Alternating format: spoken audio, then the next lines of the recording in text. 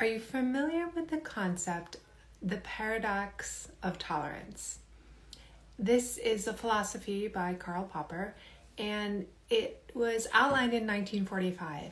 And it really has become increasingly important that we know about this paradox of tolerance.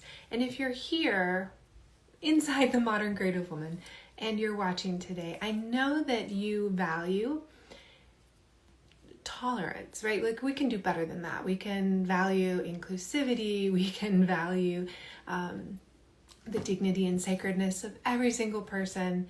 But tolerance is kind of that general term that you're not bothered by what other people are doing or who other people are being, as long as they are also, tolerant of you, accepting of you. And here's where the rub comes in, and you can see it anywhere you look right now. The paradox is that if a society extends tolerance to those who are intolerant, it runs the risk of eventually enabling the intolerant people to dominate. I'm going to rephrase it, and hopefully it'll make a lot of sense.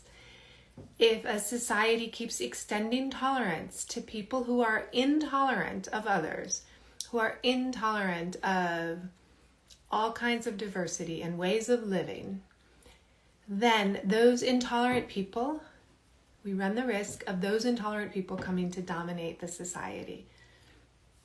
And so when ideologies are unchecked, we run a deep risk of losing track of the values of society, that being inclusivity and valuing the dignity of every single person.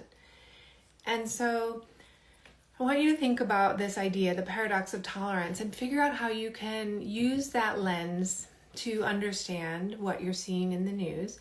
And, it's widely discussed in ethics and philosophies, and certainly political philosophies. So it's applicable to what you see. So how does that relate to the Modern Creative Woman? Well, if we extend tolerance to everyone who crosses our path, we can become a doormat, and we can really end up suffering.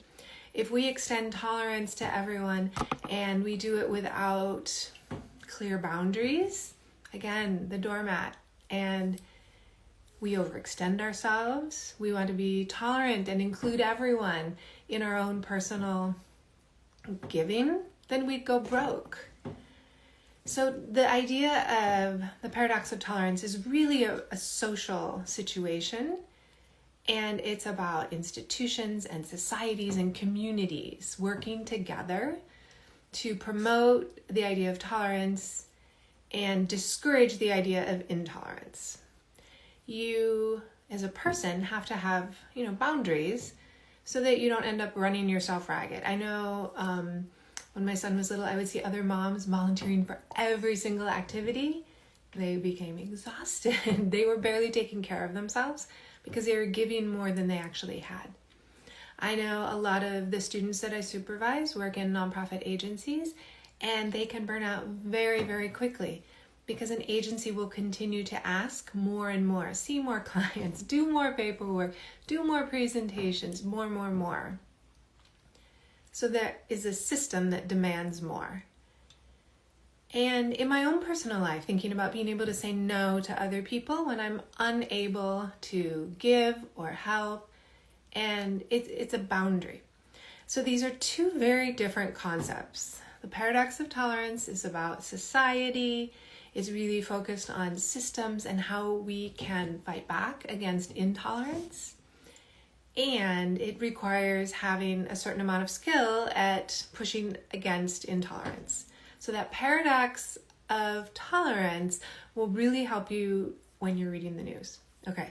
The other aspect that I talked about to differentiate it is from personal boundaries, and your personal boundaries are absolutely necessary. We have to have limits. We can't simply tolerate everyone's behavior. If there are people who are behaving badly at work or at a party or in our family, we're not obligated to stay there, right? Those are personal boundaries. We don't have to extend ourselves over and over again to the point of exhaustion. All right. Let me know what you think about the paradox of intolerance, where you see it happening, how you can use this information to help you process and understand what's going on in the news. And I will see you same time next week, every Friday at noon Pacific time. Have a wonderful weekend.